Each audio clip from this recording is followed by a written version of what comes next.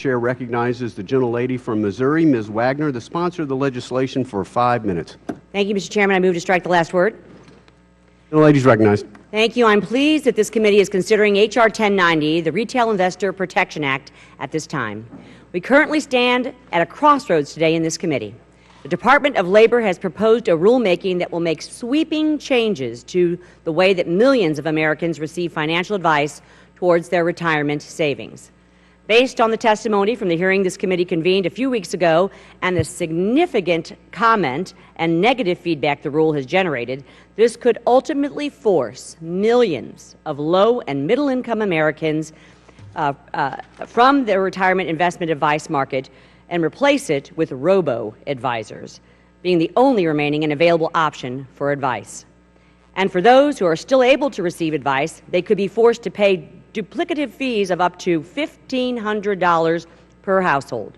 This point cannot be stressed enough, Mr. Chairman. This is not a talking point or rhetoric. Constituents in every member's district sitting on this panel will be affected.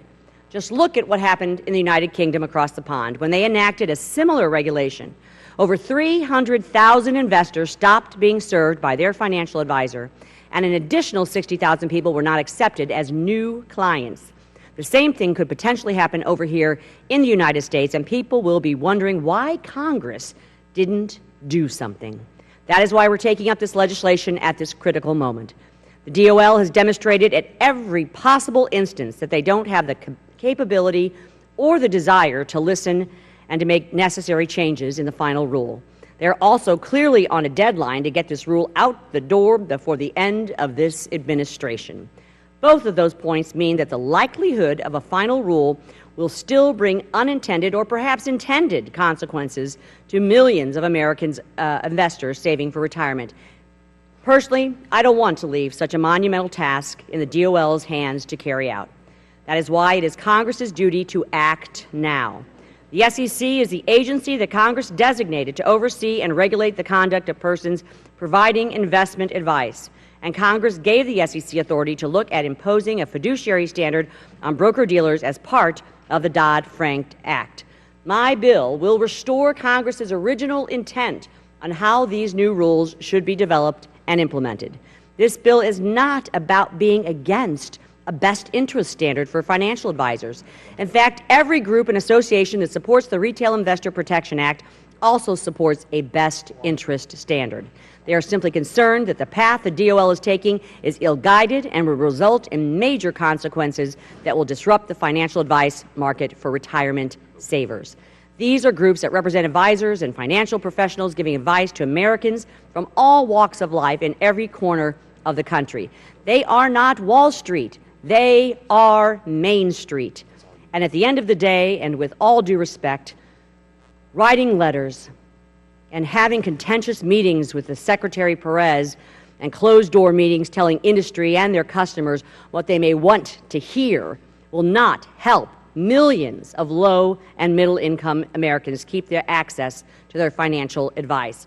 It is time, past time, for action. This legislation enjoyed significant bipartisan support last Congress, and the legislation is 95% identical to that legislation. In fact, this time around, we decreased the requirements put on the SEC in issuing a uniform fiduciary standard rule, making it easier to go forward. I hope that the Democrats who were there with me on this issue last Congress, and there were 13 of them in this committee and ultimately 30 on the House floor, will vote for this legislation again in order to protect their constituents.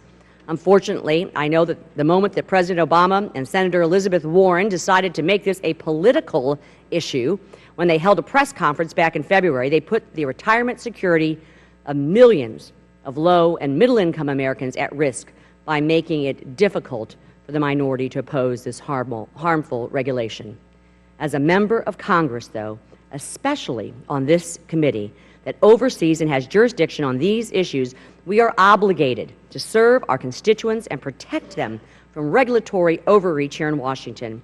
I believe that everyone should receive the best advice possible when it comes to saving for retirement, and that we in Washington should be doing more to empower Americans to save more. That's why I strongly support H.R. 1090. It will protect retail investors from increased cost, lower access, and fewer choices when it comes to saving for their retirement. I yield back the balance of my time, Mr. Chairman.